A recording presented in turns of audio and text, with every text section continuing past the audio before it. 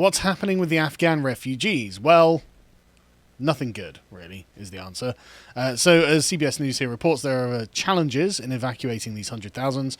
So, the Biden administration, if you can believe it, because none of this was planned, though it all did go according to plan. The Biden administration's plan to resettle tens of thousands of Afghan refugees is facing formidable operational and legal challenges. Since mid-August, the US has admitted approximately 24,000 Afghans evacuated from Kabul this summer ahead of the US withdrawal. As of Thursday morning, more than 20,000 of them are being housed at 8 military sites. Another 39,000 evacuees remain at military bases in Europe and the Middle East. And resettlement agencies, and this is where it gets annoying, they're expected to receive $2,275 for each refugee. Sorry, how much? $2,275 per Afghan parolee. Lots of money involved. Lots and lots of money. Paid for by the American taxpayer. There's also a backlog of 400,000 pending applications for US citizenship and immigration services, so they're being put through an incredibly busy system as it is. And resettlement officials have said that they've encountered enormous difficulties trying to find permanent residences for evacuated Afghans, many of whom tend to relocate to communities with larger Afghan populations, including North California, Dallas area, and Northern Virginia, that have limited affordable housing. So they're coming into an already incredibly overcrowded place, especially in places like California and in Texas as well. But again, they're moving into communities with lots of other Afghanistani people, so not going to be integrating, going to be setting up their sort of ethnic enclaves. 30,000 of them, if we go to the next one, apparently are going to be housed in US military bases, because what else are they going to do, I suppose? They're going to do what we did, which is just put them in bases. Yeah. There's too many. And this was according to a statement by the Defense and State Departments, says Fox News. But what's interesting is the way that the left has responded to this. 125,000 or something like that they've taken out. That's a lot, but it could be more. In fact, it should be more. Especially this is AOC's opinion. I believe we need to move, and the administration needs to move as quickly as possible and expansively as possible, ensuring that we are raising the amount of refugee visas to whatever amount is necessary. What amount do you think is going to be necessary, Callum? Well, the Labour Party in Britain said 400,000 or something like that. They said what? 400,000. The Labour Party in Britain said I think it was Kim Johnson or something. You know, that black MP for Liverpool that's not black. Oh, yeah. She said 400,000. Yeah, she's just pulling numbers out of her ass. Right, so she's twice as mental as AOC. Because AOC said, I would say the rock bottom is 200,000, but I think that whatever is necessary, and that needs to be expedited as soon as possible. I mean, there's not even that many people that worked with the US government. Well, that's the point, isn't it? So it's just like the whole country. Why not? If there aren't Import the Taliban, if there aren't even 200,000, why did you set that number? You don't know how many there are, but rock bottom 200,000. Why? Why 200,000? Well, Tucker Carlson has a theory. Should we watch? Let's watch his theory. If you've gone online recently and visited the official website of the State Department run by Mr. Tony Blinken, you'd have found a list of what they call welcoming communities. These are places where Afghan refugees, in particular special immigration visa holders, will be settling in the United States. And if you look at that list long enough, you may notice something, especially if you cover politics. You may notice that these communities include an awful lot of swing districts and swing states all over the United States. It's not just Virginia. Isn't that interesting? Why not send them all to California? Yeah, exactly. A lot of those contested places that were on a knife edge for Trump that Biden just sneaked in. That, we're going to dump loads of hundreds of thousands of Afghan refugees in these places. Isn't that fascinating? Anyway, coming back to old Blighty. It just really makes me think, that's all I'm saying. Yeah, long-term planning there. Yeah. I mean, it's not like the left aren't notorious for that as well. Yeah. So, coming back to the UK, we're taking 20,000 Afghan refugees, apparently, under a 5-year settlement plan, because, like, we don't have enough of a problem with migration. I'm so sick of the Conservatives. What the hell is wrong with them? Yeah. It's going to get worse, in fact. And after this, I'll actually be recording a premium podcast about immigration into Britain. It's probably going to be about 2 hours long. And no, I'm not even joking. It's just going to be me as well, because I've assembled all of the relevant information and the arguments that I think people will need. And so that will be up hopefully at the end of the week or beginning of next week. And I think it'll be really worth your time. But this is basically a sneak preview. So, women, children, and religious minorities will be prioritised in the UK resettlement scheme. Good luck with that. Most of the 20,000 are likely to have fled neighbouring countries such as Pakistan before being resettled in Britain over 5 years. And the Prime Minister added, "I am get ready for What this." was wrong with Pakistan? Well, Why Callum, couldn't they stay there? you know there's a lot wrong with Pakistan, but not for the people who live in Afghanistan. I hate this. I hate this narrative of like, oh, well, the Taliban are in Pakistan too. Why is that? Good question. Don't know if it's anything to do with religious and tribal sympathies or anything. Anyway, Boris Johnson said, "I am proud that the UK has been able to put in place this route to help them and their families live safely in the UK. The best solution for everyone is an Afghanistan that works for all Afghans." That means the international community coming together to set firm political conditions for the country's future governance. And it means focusing our efforts on increasing the resilience of the wider region to prevent a humanitarian emergency. Boris, this is delusional talk. The Taliban, a terrorist organisation, have just routed the Western forces. We have fled in chaos, absolute chaos. Thousands of Americans were left behind, and we had to send in special forces to get the Brits out. Right? We are relying on the goodwill of a murderous Islamist regime in order to get the Americans to the airports. They have captured unbelievable amounts of weaponry, and they're killing people who are their political opponents, right? I don't know why you're acting like we have any future influence over what's going on here. It's such a deranged and detached statement. Like we don't even talk this highly of like Iran's government. We don't talk this highly of France's government. I know, right? It's well, Which we're going to get the to French, in a minute. Fair enough, but you know. But this is the point, right? This is deranged lunacy that means nothing. It does not connect to what's actually happening, right? Johnson, of course, carries on. He stressed the importance of not losing the gains made in Afghanistan over the last 20 years. It's like, have you not been watching the news for the last 2 weeks? Like, they're all gone. They're all gone. Hundreds of thousands of Afghans have got to flee the country because the collapse was that quick. As if we still have territory. The president of Afghanistan left with millions in a briefcase to, what was it, United Arab Emirates or something? I think it was Uzbekistan and then there. Wherever, like he fled like a coward. The Afghan army dissolved. We also we left it in a worse state than we found it. When we found it, the Northern Alliance still existed and had that territory from the Taliban. And now they have that territory too. It's unreal.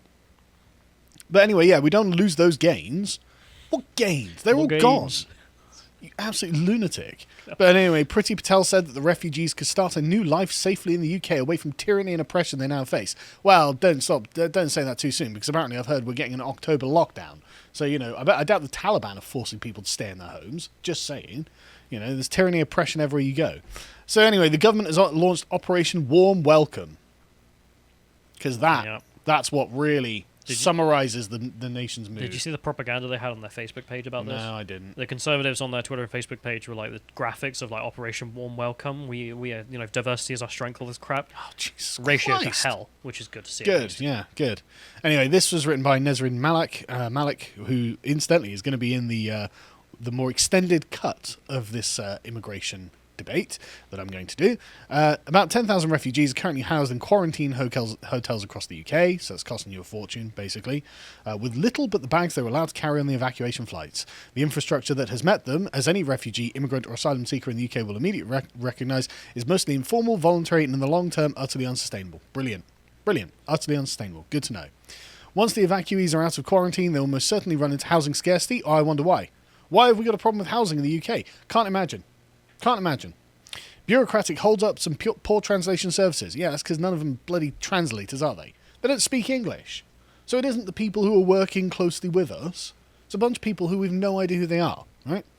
We're going to have to pay to teach them English. Yes, of course we're going to have to pay to teach them English. Yep. All of this is going to cost us stupid amounts of money, right? Or we just won't, and then they'll form ethnic enclaves, and then 10 years later we'll have to deal with that. Well, they can join the other ethnic enclaves, can't they? Yeah, I know. Anyway. It's the same process. Yeah, Again, we've learned nothing. Anyway, take the decision to give high-risk Afghans... I don't know what they're high-risk Afghans. Based. Well done, Nesrin. Resettled in the UK, indefinite leave to remain, an open-ended immigration status that allows them to work in the UK and eventually apply for a British passport. Their visas will be processed and fast-tracked without fees, then they will be exempt from the usual paperwork requirements and come with exceptional banking privileges, allowing refugees to open bank accounts and enable them to work without permanent addresses. Brilliant. Why not? That's the recommendation from the left. Give them everything. Don't hold them to any standards. Why not just give them citizenship at that point? Yeah. Anyway, moving on. Sky have reported that the fear is that it's going to end up in hotels in perpetuity if local councils don't take them in. Take them in where? Yeah, great. That's the question. Like, right? I think my dad mentioned this when I was visiting him. He was talking about, he was watching TV, and some Labour person was like, "Yeah, well, there's a wait for a council housing. Yeah. So where are you going to put them?" We were like, "Well, we'll put them to the front of the queue, the front of the wait." Why? It's just, what do you mean? Like, there is no housing. That's the point. Yeah. Like, So one local leader, one leader of one local authority who is welcoming refugees to his area said he believes that all councils should be forced to house people rather than being allowed to refuse. The Home Office says that so far 100 councils have agreed. we're going to force you to house these people. I don't have any houses. Yes. 100 councils have agreed to house Afghans. However, the rest of the 343 local authorities are yet to commit. So, Afghanis coming to a council estate near you. Your local council will indeed put them near you. Don't worry if you get the next one, John.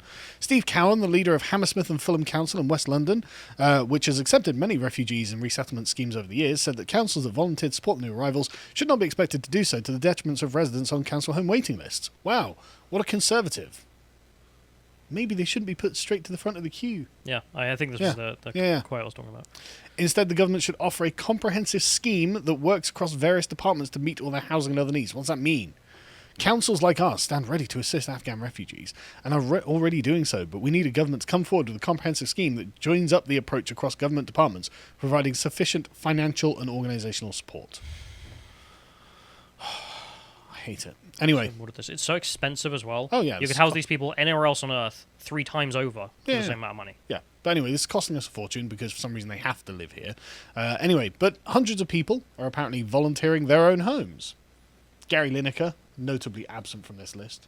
Various other celebrities, notably absent from this list. Hundreds. Yes. We've got 20,000 coming. 998 people have signed up to be hosts with Rooms for Refugees, a Glasgow-based community housing network, which has 10,000 hosts on its books.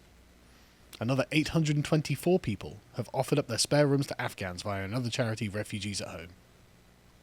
So, less than 2,000. Putting a dent in it, I guess. Well, then what we can do with the other 18,000. I don't know. The UK government has said that it will work with stakeholders, including devolved... I hate the term stakeholders. It's awful, isn't it? You're not a business. You're not a corporate entity. Anyway, so they're gonna work with the stakeholders. Sarah Nathan, the co-founder and trustee of Refugees at Home, said the organisation was training 4 new volunteers to deal with the influx of applications. Wow, 4 new volunteers, Callum. Amazing. This will be done in no time. They're having to turn away potential hosts unless they live in certain cities. London, Manchester, Bristol, Birmingham and Glasgow, because there will always be more people wanting placements in those cities than there are willing hosts. While grateful to everyone who has come forward, Nathan and her colleagues say that they're saying thanks but no thanks to people in remote locations, such as halfway up a hill in Snowdonia. She has also turned down someone who offered to house Afghans in tents on a campsite. Apparently they're too good to live near the Welsh or in a little local area. They're too good for that. No, they need a big city for some reason. Don't you know I'm an Afghan? It's like, Can't be sleeping in a tent. Okay. They're way better than that. that's literally what the UN provides refugees in refugee camps. It's mad, isn't it? Point. It's mad. Yeah, she also stressed that this was supposed to be a temporary fix. But it's not going to be a temporary fix. They're going to stay permanently. We go to the next one, as the BBC reports. Those who worked for the UK are going to stay here forever. Yep. They'll be given indefinite leave to remain rather than 5 years residency. And this means more than 8,000 people are going to be eligible for that. Again, where they're going to live. If it's not going to be near Snowdonia or in a tent, I don't know. But also, if they're being sent to Scotland or Wales, they've automatically got the vote because they do. Those governments. They do. That's a good point. And they've doubtless got access to many other social services as well. Anyway, Dominic Raab said he couldn't give a definitive figure for the number of people eligible to come to the UK who remain in Afghanistan. Could be any number of Afghans. Boris Johnson said the UK owed an immense debt to those who worked with the armed forces in Afghanistan. I am determined that we give them and their families the support they need to rebuild their lives here in the UK. I know this is an incredibly daunting time, but I hope they will take to heart the wave of support and generosity already expressed by the British public. Like 1,800 people have been generous. 1,800. 65 million at minimum people in this country, and barely 2,000 of them are like, yeah, we'll help. Take the hint. But anyway, Victoria Atkins, who's been appointed Afghan resettlement minister, told BBC Breakfast that Operation Warm Welcome would help them join our society. How much is this going to cost us, Callum? What do you think? Well, initial costs? Because there's long-term costs as well. Oh, yeah, no. Initial, immediate costs. How much do you think? I don't know.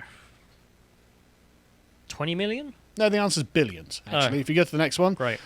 In the year leading up to June, the British taxpayer had already shelled out $1.359 billion to support alleged asylum seekers, with many being provided free accommodation, and this figure represents a 42% increase on the previous year's spending period, which was $956 million spent on supposed refugees. So this is going to cost us more and more and more. It's going to run into the literal billions of Just say pounds. no. Yep. Luckily, though, they are going to be taught British values. I bet you're really reassured by that, aren't you? Oh, God, is this that thing I found? Maybe. We're going to be teaching them about British values and culture. Afghan refugees could be taught, not will be taught, could be taught. Again, we're going to have to pay for all of this. Right, taught about British values, including enhanced English language training, so they can fully contribute to British life. This is part of the new integration scheme you see written there? Yep. It is the thing I found. Right, well, the Times reported the government will test plans for the new integration scheme on the Afghans. So good, we'll just test this out, might work, who knows. According to the Times, the Community Secretary Robert Jenrick said the government is looking into how it can comprehensively introduce people to British culture, civic and political life, increasing people's knowledge and understanding of the country and its values so they can contribute fully to British life. So this will include packs explaining British values. And I remember this happening in Norway, and there was so I can't remember the documentary's name, but they were sat down with a couple of guys in one of these classes, and they were all having to go through these packs, and they got to a point where they were talking about, rape is not allowed in Norway, age of consent is 16 or 18 or whatever it is, not 13, and you could see some of them looking at each other being like, why the hell are we reading this? And it's like, yeah, because we kept important people who thought that, and it was like, you know what the correct solution? It's not to have to explain that to everyone who comes, but just say no to those people. There was, in Norway, in Oslo, I think it was, there was one of these events at which the woman explaining about rape got raped. Yeah. Just saying. These are the kind of people we're bringing in. The scheme would mimic countries like Italy, France, and Germany. Ah, yes, countries that have been so successful with their immigration.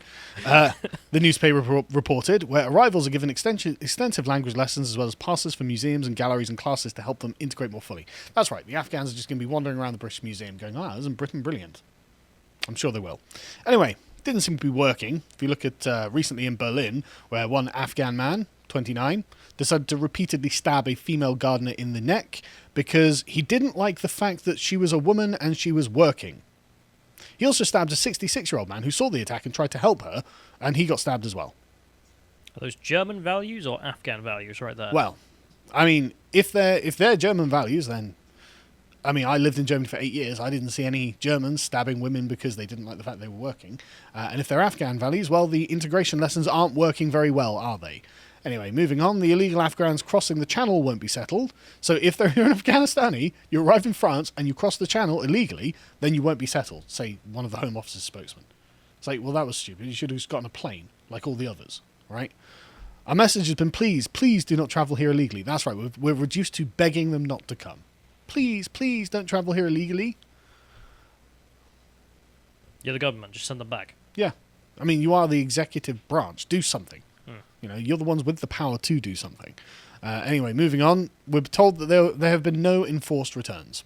So those people who have come across illegally, like we've said, please don't, are not being repatriated to somewhere else. This isn't new or unique either. Every European country has this problem and has for years. It is just the correct solution, as Doug Limray points out in The Strange Death of Europe, is to say no at the border. Once they're in, they're not going back. No. Even if they're found out to be fraudulent, even if they're found out to be criminals, they're not going back. No, as the Telegraph report, Priti Patel has been unable to remove channel migrants, even to safe third countries where they could have claimed and should have claimed asylum. The EU, France and other EU states are refusing to take them back without new bilateral agreements to replace pre-Brexit arrangements under which migrants could be returned to the countries from which they had travelled and claim asylum. So, yeah, nothing. And it's not entirely, I want to make that point, it's not entirely her fault there. It's not. Every immigration minister from every party across Europe has had this problem. Yeah. And staggering numbers of them are coming, of course. If we can go to the next one, John, you can see that the numbers are getting worse. So, in fact, the previous one they say is 12,500 migrants who have come to the UK so far this year. This you can blame on her. Yes. None of those people have been turned back or returned, and more will come. So more than 10,000 made the journey in the first 6 months, which was more than all that came in the year before. And Kevin Saunders, the Chief Immigration Officer for Border Force for 16 years, said, "It's going to get much worse until bad weather hits the channel, which is possibly the end of September. You're going to see more and more migrants coming across. So we have resorted to relying on God to save us from the immigration." Literally. So pray for bad weather. Anyway, on the plus side, though, and this is really good, at least one woman has been discovered. Does what? Well, you know, the migrants coming across the channel, right? Celebration, if you can scroll down a bit, John, because it was like the other day, 1,000 people in one day crossed, and there's a woman and a child. That's actually real. It's actually a real woman and child have been discovered among the migrants. Like, so when they say it's women and children, as well as, you know, the men, well, there was one woman and a child. This is so rare that, in fact, my mind is already thinking, like, what if it's just one of those British left-wing activists? Yeah. More rare than Bigfoot. Again, I haven't got any scientific evidence. This may well be a man in a suit. And maybe it would be a dummy baby that they're holding. You know, I like, there is more evidence at the moment for Bigfoot than these women crossing the channel, which we'll talk about in another podcast. But yes, a sighting in the wild, right, has appeared to have been found. So that's fantastic. Moving on, Macron appears to be facilitating this. So Leigh Evans, the chairman of Facts for EU think tank, has found that actually there are French laws that essentially prevent French authorities from tracking what's happening. The research from Facts for EU lays bare the lip service which President Macron's French government have been paying to the growing crisis of thousands of illegal immigrants. The French ban on using drones to patrol its coastal areas to catch people smugglers and illegal immigrants before they're escorted by the French Navy into British waters is simply unacceptable. It's illegal to track this. So people started throwing drones up on the French side to film the people smugglers. And they banned it. And the French government banned that because it shows them not doing their job. Yes. Although, apparently LBC reported just before we went live, and so I haven't been able to look into this, but the thing I saw was LBC have said that France has been forced to ban dinghy sails. This is quite old, actually. Well, this is a recent... Have they expanded it? Because it was, in northern France, this was pretty strict. Yeah, but this is a recent update that I haven't had time to look into. Yeah. But this is what LBC are reporting, and they're usually quite credible. So I imagine it's an expansion of the situation. Which didn't really work either. It just led to the people smugglers buying them in the south and driving them north. Yeah. Or you could just steal them. Of course. Anyway, at least one Conservative MP has been able to speak out against this. What's his name? I can't find his name. Tim Hunt or something? Yep. Tom Hunt. Tom Hunt. Yeah, Tom Hunt. Has said that this is not good. This bad. Finally, a Conservative said it. Yeah. Shouldn't be happening. The number of illegal immigrants crossing the channel is impossible to defend. It is. Yes, record numbers are trying to cross, if just very quickly. 1,000 men, women, and children. Again, very, very loose. 1,000 men, then women and children. Probably woman. Can we say women? Woman and child. We have evidence for. Were spotted making the journey. So 1,000 a day. It's gone up to 1,000 a day. So it's going to get worse before it gets better, unfortunately. If you enjoyed that segment from the podcast The Lotus Eaters, you can go to prelotuseaters.com and get access to all our premium content. Things like our book club, where we examine classics like Aldous Huxley's Brave New World and examine the themes that underpin it, and now we're getting worryingly close to that, or modern books like Mark Sidwell's The Long March, which is how exactly we ended up in the current cultural situation we're in and what Conservatives can do about it. Or you can check out the other series we have, such as our Contemplation series, where Hugo and Josh decided to, in the latest one, have a look at an examination on the ways that other elections have been rigged for no reason at all. Or you can check out our Epoch series, which is one of my personal favorites, because this is where I get to talk about history. And I love talking about just random things from history. And one of the great things we can do with this series is talk about those things that aren't so often discussed. So, I mean, you can talk about Xerxes' army, the vast army that invaded Greece during the Greco-Persian Wars. Or we can go through things like Herodotus' view on the Scythians. Who are they? you probably don't know, but they used to be quite an important people a long time ago, and they're very, very interesting. We've got some really good reports about them. Or we've got premium podcasts, which is things we generally don't want to put outside of the paywall because we might get in trouble from, such as the list of things that Alex Jones was right about. Or we do just very interesting discussions because there are things that we do lots of work on. Another one is that I'm particularly proud of is Where Christopher Hitchens, the famous new atheist, would have fallen during the modern culture wars, because he probably wouldn't have been very woke. But we also have lots of interviews and articles and other things on the website that you can sign up to enjoy, and we're really proud of them. So if any of that sounds good to you, go over to lotuses.com and sign up for as little as £5 a month to support us keep the show going, and also to get access to all the content. Thank you and goodbye.